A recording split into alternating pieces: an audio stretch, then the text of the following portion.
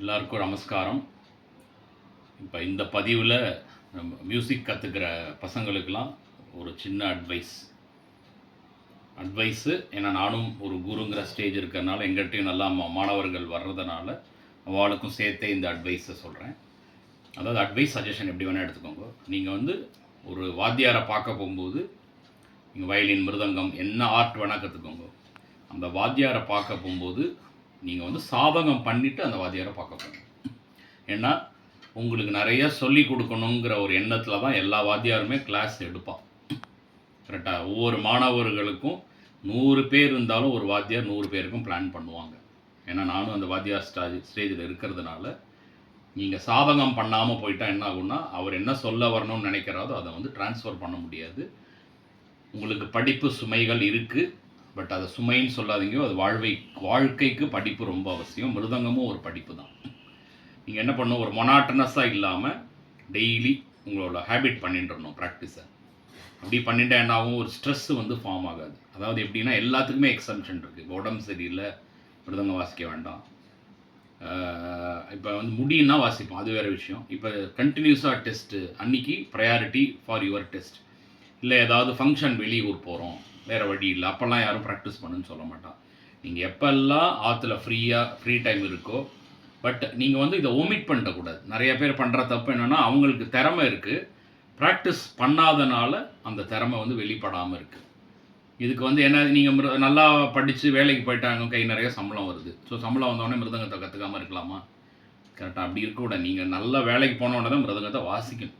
ஏன்னா அப்போ தான் வந்து, அதாவது இது வந்து ஒரு ஆர்ட் ஃபார்ம். இந்த சரஸ்வதி தேவி கையில் பட்டின் வரும்போது கரெக்டாக இது மாதிரிலாம் கையில் கிடைக்கும் போது என்ன ஆகுது, நீங்கள் வந்து இது ஈக்குவலன் டு மெடிடேஷன். ஒரு சங்கீதம், அதனால தான் சங்கீதக்காரர்களுக்கெல்லாம் ஒரு தேஜஸ் இருக்குது அப்படின்பா. அதெல்லாம் உண்மை. ஏன்னா நம்ம வந்து இந்த சங்கீதம்லாம் ஒரு தேவதைகளோட ஆசீர்வாதம்.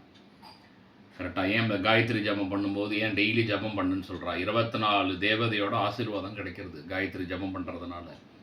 பெரியவா சும்மா சொல்லலை, நமக்கு எல்லாமே நமக்கு அதை படிப்புக்கு, பிஸ்னஸ் பண்ணால் அந்த ஞானம், வீணை, மயிலின், மிருதங்கத்தை அதோட ஞானம், அதான் வாத்தியார் சொன்னால் அந்த மாணவர்களுக்கு புரியணும். அதுதான் வந்து ஞானம் ஆக்சுவலாக. ஸோ உங்களுக்கு நாங்கள் எங்களை மாதிரி ஒரு குரு ஸ்டேஜுக்கு வந்தவாள்லாம் உங்களுக்கு நிறையா சொல்லிக் கொடுக்கணும். ஏன்னா எங்கள் வாத்தியார்லாம் எங்களை அப்படி தான் தயார் பண்ணோம். அதை உங்களுக்கு ட்ரான்ஸ்ஃபர் பண்ணும்போது உங்களோட அறிவு ரிலேட்டட், நீங்கள் அந்த அறிவுக்கு வேலை கொடுத்துட்டே இருக்கணும் ஆற்றுல. அந்த மாதிரி பண்ணால் என்னாகும், எங்களால் சொல்லித்தர முடியும்.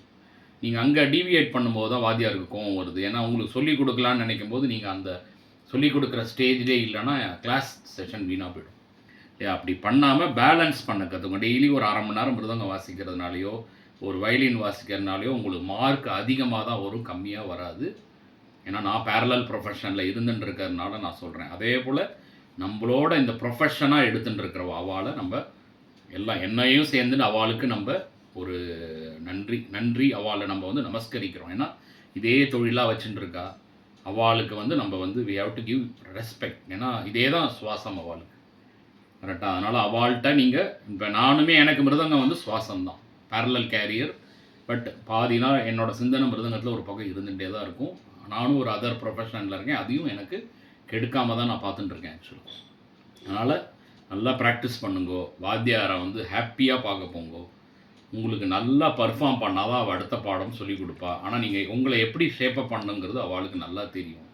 அதனால் வாத்தியார்கிட்ட போய் சரண்டர் ஆகிடுங்க. வேறு யாருமே அறிவுக்கு தலை சிறந்த ஒரு பர்சன் வாத்தியாரை தவிர வேறு யாருமே இருக்க முடியாது. நான் வந்து லயப்பிரியா ஸ்கூல் ஆஃப் ஃபைன் ஆர்ட்ஸ்ன்னு நாங்கள் மிருதம் கிளாஸ்லாம் எடுத்துகிட்டுருக்கேன். ஸோ இதில் நான் என்னோட மாணவனுக்கு நான் சொல்கிறேன், என்ன வேணால் வேலை பண்ணு, மிருதங்கத்தையும் சேர்த்து வாசிங்க. ஸோ வாசிக்கிறதுனால என்ன ஆகுது, அவனுக்கு கையில் நாதங்கள் வருது, அவன் நாதமாக வாசிக்கிறதுனால அவனுக்கே ஒரு ஹாப்பினஸ் வருது. வெளியே பர்ஃபார்மன்ஸுங்கிறது ஆட்டோமேட்டிக்காக க்ரியேட் ஆகும். அதை பற்றி கவலைப்பட வேணாம். Almighty will take care of everything. Don't worry, be happy. Ram. மீண்டும் சந்திக்கிறேன்.